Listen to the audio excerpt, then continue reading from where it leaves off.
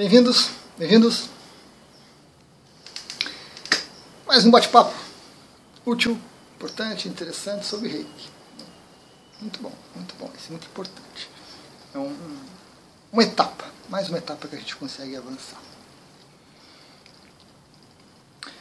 E não é só Reiki Sui, importante isso. Não é só Reiki Sui, isso serve para todos os Reikis, né? Para todos os sistemas de energia, certo?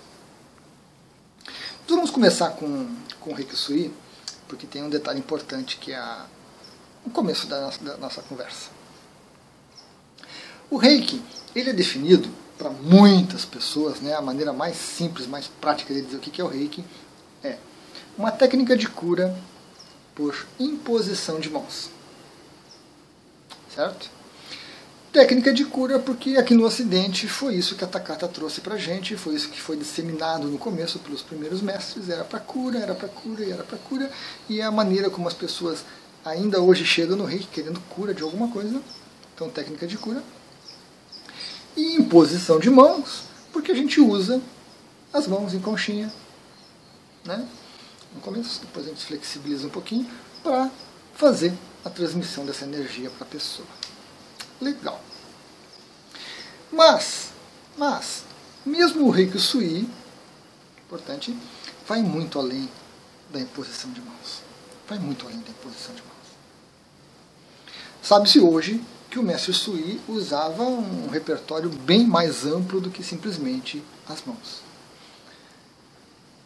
Por ocasião do sismo de Kanto que houve no Japão, ele tratava muitas pessoas, ele chegou a tratar 4 pessoas, uma mão em cada pessoa e um pé em cada pessoa. Então o Reiki flui pelos pés também, o que é muito incomum. A gente não ouve isso. Você pode estar com o pé em cima do seu gatinho, do seu cachorro, você está aplicando o Reiki nele.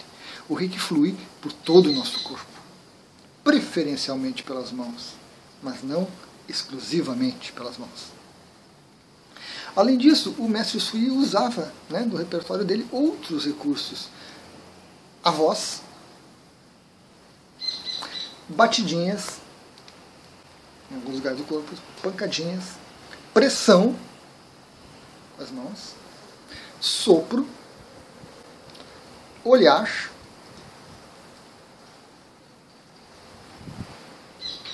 movimentação das mãos, movimentação energética.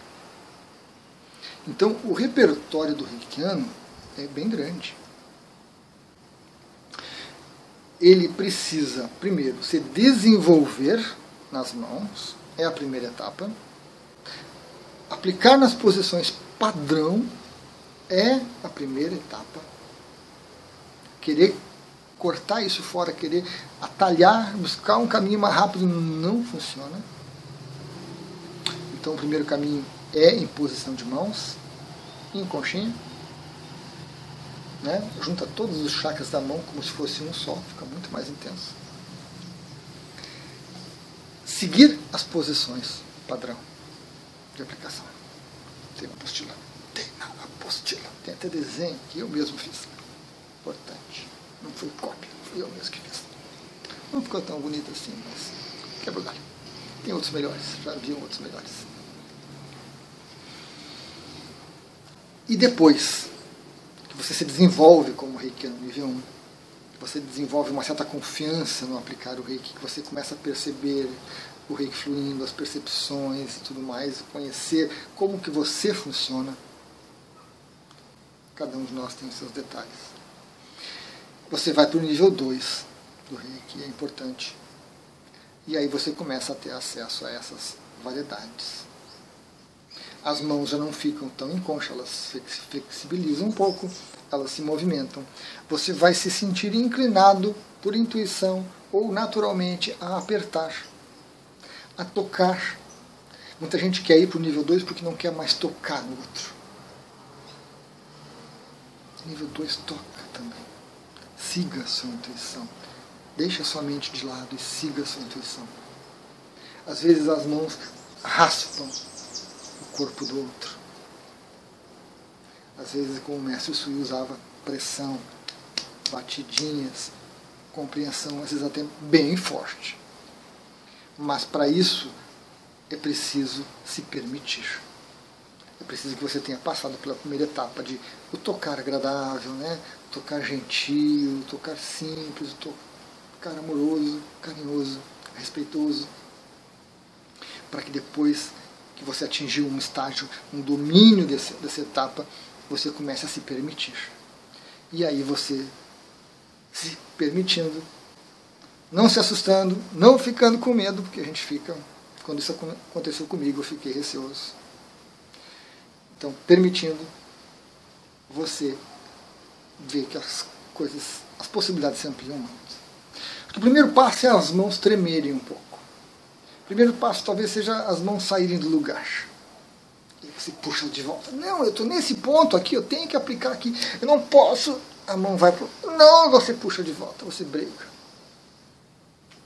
Você briga. Até que você solta, permite. Então você está aqui e a mão vem para cá e vem assim. E você deixa. Ah, mas o que significa isso? Não importa. No começo não importa o que significa. No começo o que importa é o que você precisa permitir. Isso é importantíssimo. E depois das mãos se movimentarem, tremerem, se afastarem, você trabalha várias camadas da aura a partir do nível 2. Não só corpo físico e energético, que são as duas primeiras, né? Você trabalha mais. Quando você chega no nível 3A, você abrange a parte espiritual, você atinge praticamente todas as camadas áuricas do ser humano. Então, você vai se afastar. As suas mãos vão se afastar, vão tremer, vão se aproximar. Você vai começar a raspar. Porque às vezes a pessoa está com uma energia tão densa, presa no corpo, praticamente já, né? O corpo energético dela chega a estar retraído, que você precisa fazer uma raspagem. Você vai apertar determinados órgãos, determinadas partes do corpo. Você vai puxar. Primeira vez que eu estava aplicando Reiki, não primeira vez, mas primeira vez que aconteceu isso, né? Eu estava aplicando Reiki numa pessoa, chegou nos tornozelos, eu peguei nos tornozelos. Eu queria soltar, mas a mão grudou. Não, mas não precisa apertar. E a mão apertou. E a pessoa não viu nada. A pessoa estava dormindo, apagada, né? Aproveitando a energia. E eu estava ali com um dilema. Eu não queria apertar tanto, mas a mão apertou.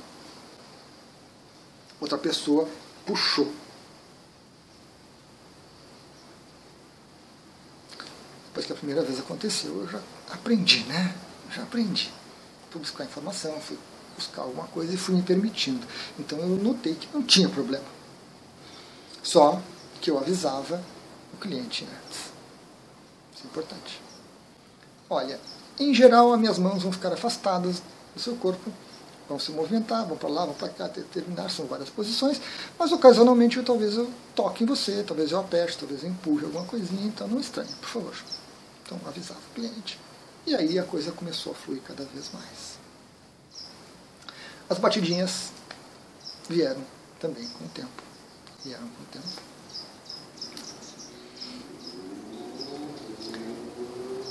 E o olhar também, né? Um olhar diferente, um olhar carinhoso. O olhar já é uma técnica mais do 3A, nível 2 mais avançado, 3A. Exige um pouquinho mais, tem que ter um pouquinho de cuidado. E por último, a voz. Sempre usei música nas minhas aplicações, né? Tem um vídeo sobre isso.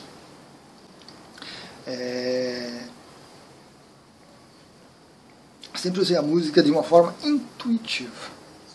Então, durante a aplicação, a música mudava várias vezes, porque uma determinada vibração energética queria se manifestar, porque um determinado aspecto de energia queria se manifestar, porque eu precisava me sintonizar com outro tipo também de energia. Às vezes eu estava aplicando o Reiki Sui e a pessoa precisava de um Reiki Celta, então a música mudava para uma música celta para facilitar esse fluxo, né? Para atuar em conjunto. Sempre intuitivo. No começo era mais mecânico, né? Eu escolhia as músicas que eu ia tocar, colocava na sequência. Depois eu fui deixando, eu fui escolhendo, né, as músicas. Parava a aplicação, ia lá, trocava a música, trocava na metade, trocava no começo. mudava. Tinha pessoas que precisavam coisas bem intensas, bem diferentes. Então a música foi o primeiro passo nisso, né? Trabalhar bem com a música, estar bem aberto, bem intuitivo para ver que música que se encaixa naquele momento da aplicação, naquele ponto de aplicação, que vai corresponder a uma determinada energia que a pessoa precisa. Não é a música do chakra, não é a frequência do coração, coisa tal, não. É uma música qualquer que você tem no seu repertório ali. Eu usava muito o celular para isso, né? Deixava em modo avião, desligava ele da Wi-Fi para não atrapalhar, né? Os plim-plim lá que surgem de vez em quando, e ficava só a música. Primeiro foi mental, né? Decidindo, depois eu fui soltando. Etapas, tudo por etapas. E o finalzinho desse repertório todo, bem amplo, muito mais do que imposição de mãos, foi a voz.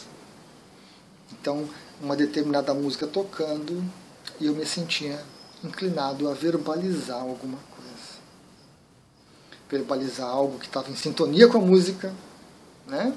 Estava tocando um som de flauta, um mantra, alguma coisa, e eu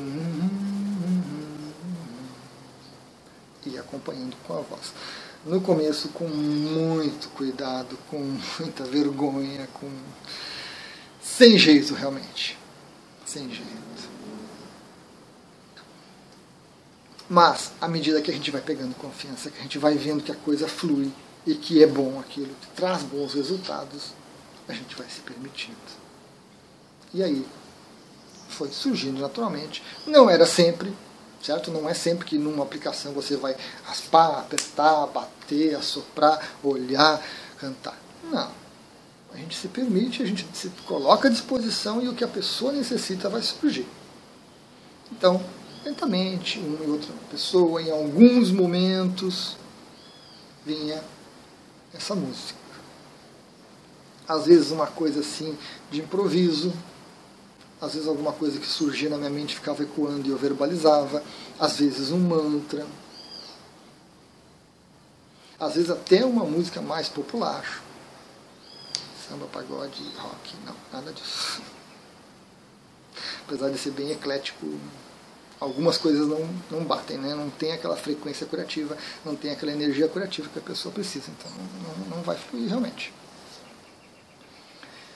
Mas, da música para a voz, foi uma das últimas etapas ali, muito importante, muito difícil. Acho que foi a mais difícil de todas. Foi a mais difícil de todas. Mas, por incrível que pareça, a maioria das pessoas não percebia. Muito interessante, porque as pessoas entravam num estado de entrega também, se desligavam, algumas dormiam, algumas entravam em alfa lá e iam longe, algumas saíam do corpo, e se eu apertava, se eu raspava, uma ou outra percebia, uma ou outra que não se entregava, perguntava por que tu fez isso, por que aconteceu aquilo, por que foi, e a gente explica.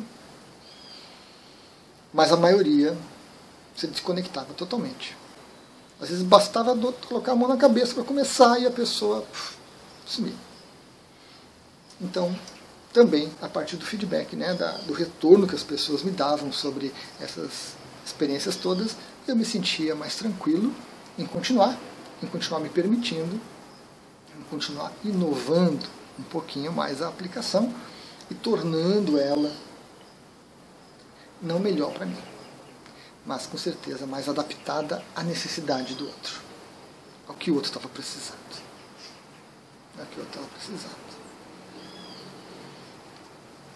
Então, tudo isso foi se somando, né? E foi trazendo essa variedade, essa diversidade de opções que o terapeuta tem e que o terapeuta, se não buscar, ele vai desenvolver naturalmente. Alguns vão mais rápidos, né? Se permitem mais, se soltam mais, não tem tantas travas, tantos freios, tantos medos, e outros vão mais lentamente. Mas se você se observar a aplicação, você vai sentir isso fluindo em você. É natural. Porque é uma expressão da energia. E da energia que o outro precisa. É claro, sempre no começo a nossa vontade, né, Ah, ele falou isso, eu vou experimentar, vou fazer, eu acho que aqui é bom, eu acho que está precisando. Ela comentou tal coisa, então eu vou apertar aqui, eu vou bater ali, né? Sempre começa assim. Não se incomode com isso. Eu vi em algum lugar que dizia assim, só por hoje evite preocupações. Então, evite preocupações só por hoje. Deixa a coisa fluir. Observe mais, julgue menos e se permita. O seu trabalho como terapeuta, o seu trabalho como reikiano vai crescer muito. O que você vai poder oferecer para o outro vai se ampliar muito. Certo, pessoal? Era isso, eu falei todas.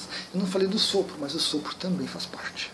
Né? O sopro, em geral, é uma transferência de energia muito densa, muito próximo do corpo energético. Muito importante. Tem que ser usado com cuidado. Tem que ser usado com cuidado. Acho que eu vou fazer um vídeo sobre o sopro mais adiante. Porque você não pode doar a sua energia. Tem que ser reiki. E aí tem alguns detalhes. Mas também. O sopro é mais prático, né? O sopro veio lá pela metade do caminho, assim, mais ou menos. Sentia aquela vontade. Soprava, né? Me adaptei a isso também. Mas foi mais tranquilo. O tocar, realmente, o pressionar, o bater um pouquinho, o raspar e depois a voz foram mais trabalhosos. Mas foi uma jornada muito produtiva, muito boa. O resultado que a gente via no cliente que estava ali recebendo era sempre recompensador, era sempre motivador da gente querer aprender mais, querer fazer mais. Né? Não sentir tanta vergonha das técnicas, não sentir tanta vergonha. E romper um pouquinho esse rótulo em posição de mãos. Né? Ficar com a mão paradinha ali para fluir o reiki, ir para outra posição e assim por diante. Mas é importante que você siga os passos. Se para você vier a voz primeiro, desenvolva a voz. Se você vier primeiro o toque, desenvolva o toque. Tranquilo.